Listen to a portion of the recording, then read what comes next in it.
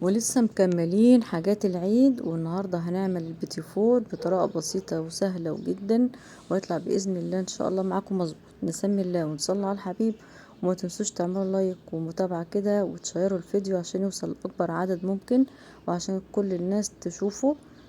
اول حاجة كده بجيب 750 جرام من الزبدة. تمام كده، 750 جرام من الزبدة تكون متماسكة، ما تكونش سايحة بالشكل ده. تمام. حطيت عليهم 300 جرام من السكر البودر، وببدأ اضربهم كده بالمضرب اللي عندك، او لو ما عندكيش مضرب ما عندكيش عجانة تستعمل مضرب الكهرباء. تمام، يا ده يا ده.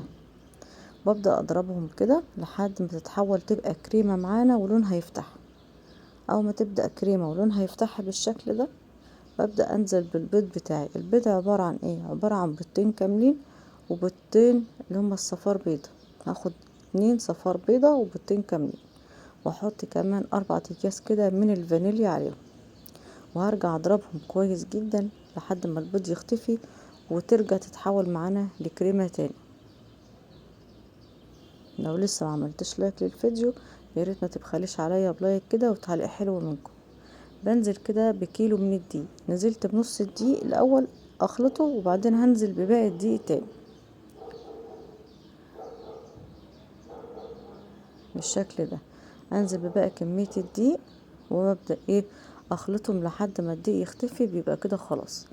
اجيب العجينة بتاعتي وببدأ اقسمها نصين، نص هسيبه ابيض ونص هحط عليه اللي هو الشوكولاتة البودر او الكاكاو البودر. تمام.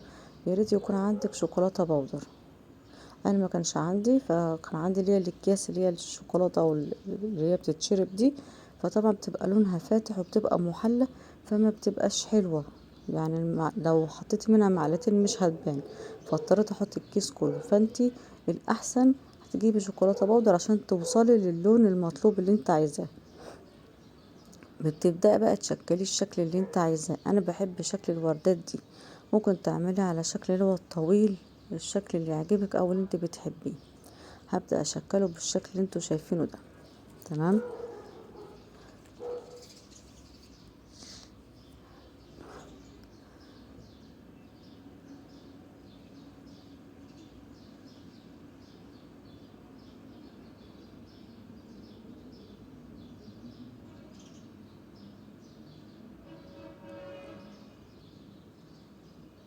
وممكن نعمله كمان بالشكل اللي هو اللي انتوا شايفينه ده تاني، يعني اي شكل انت حباه هتعمليه.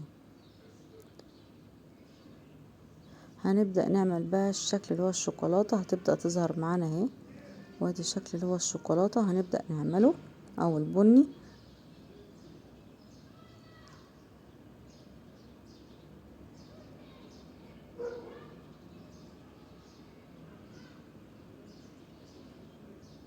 كده انا خلصت وحطيته في الفرن على درجة حرارة تكون مهدية درجة الحرارة قوي، يعني على 170 او 160. اول ما ياخد لون بسيط زي ما انت شايفة كده بتطلعيه على طول عشان ما ينشفش منك في الفرن. تمام. بعد كده بقى بتشكليه وتزينيه زي ما انت عايزة. التزيين ده يرجع لك انت، او المتوفر عندك او اللي انت بتحبيه.